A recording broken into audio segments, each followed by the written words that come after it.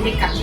Yang pertama, konsep dasarnya. Psikoanalisis adalah satu mazhab psikologi yang diperkenalkan oleh Sigmund Freud sebagai tokoh utama dalam yang mengembangkan teori ini.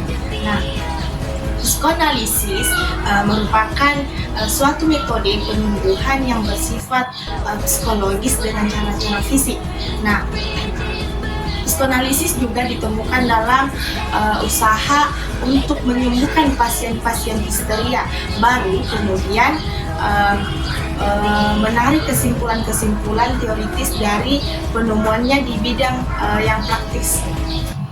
Kemudian yang kedua yaitu pandangan psikoanalisis tentang kepribadian manusia.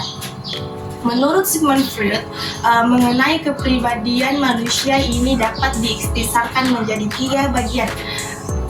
Yang pertama yaitu rangka struktur kepribadian, kemudian dinamika kepribadian, dan perkembangan kepribadian. Adapun yang pertama, rangka strukturnya yaitu dalamnya itu terdapat beberapa poin. Yang pertama, struktur mental. Nah, dalam hal ini struktur mental terdiri atas 3 bagian juga. Yang pertama yaitu kesadaran, di mana kesadaran menunjukkan pada apa yang kita persepsi atau kita rasakan, kita pikirkan, dan kita amati. Atau dengan kata lain, kesadaran itu merupakan suatu komponen-komponen superego yang berisikan perilaku-perilaku yang mendapat hukuman. Kemudian yang kedua yaitu ambang sadar. Ambang sadar berisikan tentang peristiwa-peristiwa yang siapa masuk ke dalam kesadaran sewaktu-waktu diperlukan.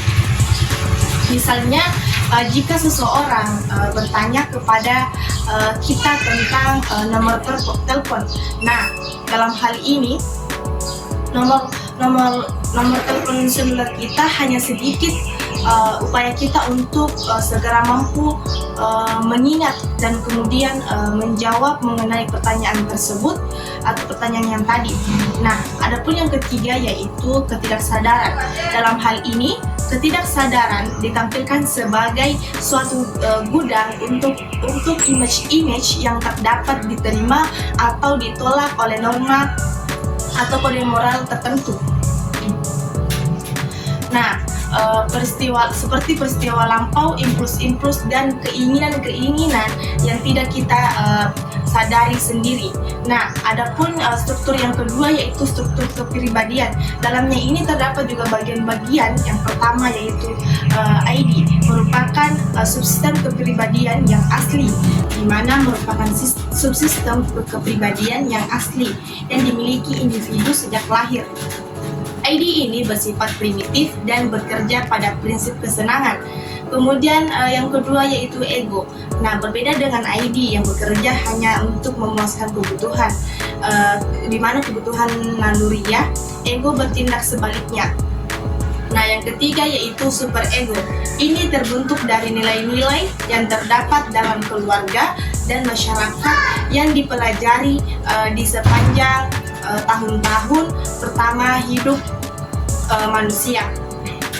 Kemudian adapun bagian teknik konseling psikoanalisis, yang pertama yaitu asosiasi bebas, di mana asosiasi bebas ini maksudnya adalah teknik yang memberikan kebebasan kepada klien-klien untuk mengemukakan segenap perasaan dan pikirannya yang terlintas pada benak klien, baik yang menyenangkan maupun yang tidak menyenangkan. Kemudian adapun peran, tujuan serta fungsi dari konselor dalam pelaksanaan teori psikoanalisis. Yang pertama yaitu peran dan fungsi konselor. Nah, konselor itu bersikap anonim, artinya konselor berusaha tetap dikenali oleh konseling. Kemudian sedikit bicara tentang dirinya dan jarang menunjukkan tentang reaksi pribadinya.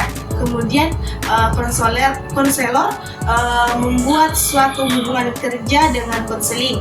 Nah, adapun tujuan konseling psikoanalisis yaitu pertama mengungkapkan pikiran tidak sadar ke alam sadar.